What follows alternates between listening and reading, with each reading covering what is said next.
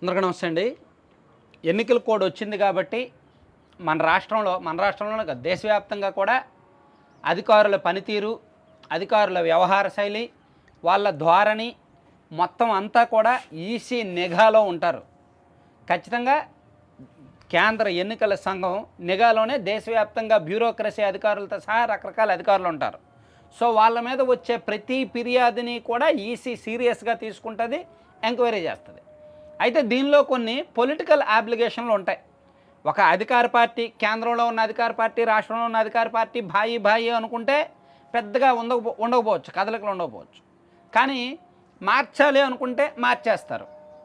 So ఇప్పుడు రాష్ట్రంలో ఖచ్చితంగా అధికారుల బదిలీలు అయితే ఉంటాయి. కొంతమంది అధికారుల మీద వేట అయితే ఉంటుంది.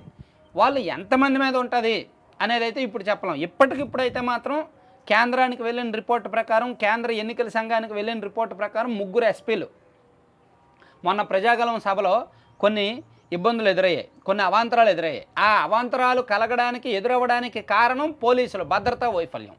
సో పోలీసులు అలా అక్కడ ప్రవర్తించడానికి కారణం వాళ్ళ బాసులు.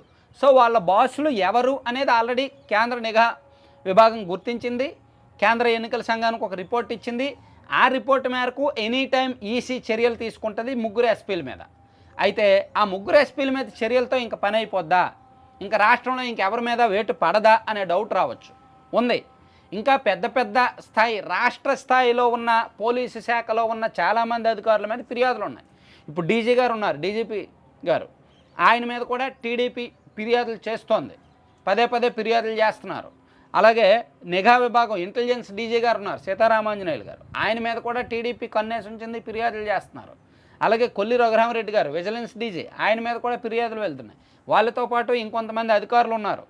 సో మొత్తం మీద ఉన్నత స్థాయి అధికారులు, జిల్లాల ఎస్పీ లెవెల్లో దాదాపుగా ఒక 8 మంది ఐపీఎస్ అధికారుల మీద చర్యలు తీసుకోవాలి. వాళ్ళకి ఎన్నికల విధులకు సంబంధం లేని ప్రాంతాల్లో, ప్రదేశాల్లో ఉంచాలి, అప్రాధాన్య పోస్టుల్లో ఉంచాలి. తాత్కాలికంగా వాళ్ళకి ఎన్నికలకి సంబంధం ఉండకూడదు అనేది ఈ టీడీపీ, జనసేన, బీజేపీ కూటమి భావిస్తున్నాయి. సో దానికి సంబంధించి వాళ్ళ మీద ఆల్రెడీ కొంత రిపోర్ట్ రెడీ చేశారు. దాన్ని కేంద్ర ఎన్నికల సంఘానికి ఇవ్వడానికి, కేంద్ర ఎన్నికల సంఘానికి ఆధారాలతో సహా ఫిర్యాదు చేయడానికి రెడీ అవుతున్నారు. అదొక వైపు ఉంటే, మరోవైపు కలెక్టర్ల మీద కూడా నిఘా ఉంది.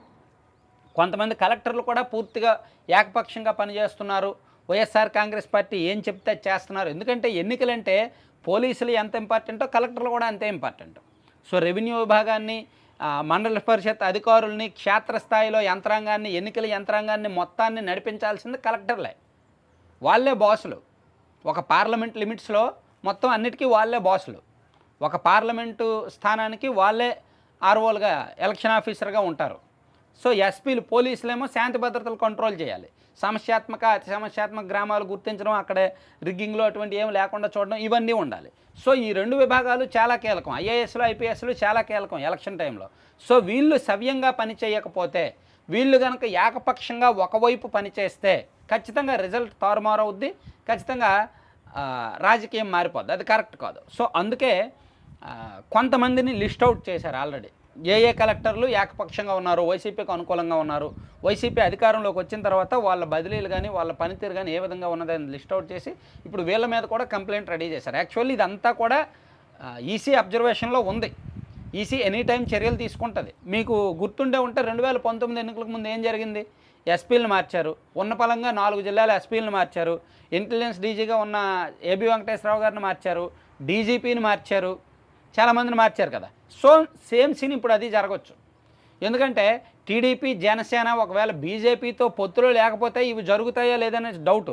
కానీ ఇప్పుడు బీజేపీ కూడా వీళ్ళతో కలిసింది కాబట్టి, బీజేపీ ఎంతో కొంత పావులు కదుపుతారు కాబట్టి, ఆ పావుల్లో భాగంగా టీడీపీ అండ్ జనసేన ఆశిస్తున్నాం ఇటువంటి లబ్ధే. వాళ్ళు అనుకున్న అధికారులను పక్కకు నెట్టేయడం, వాళ్ళు అనుకున్న వాళ్ళని వేసుకోవడం, ఇటువంటి లబ్ధే వాళ్ళకి కావాలి. ఇవన్నీ ఉంటేనే పోల్ మేనేజ్మెంట్ చేయగలరు. ఇవి కూడా చేసుకోలేకపోతే బీజేపీతో పొత్తు పెట్టుకోవడమే వేస్ట్.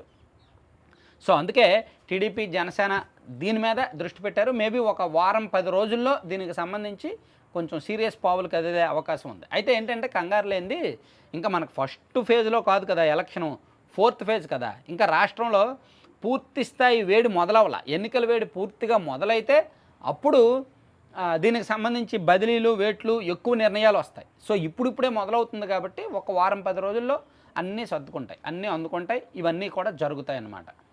Thank you.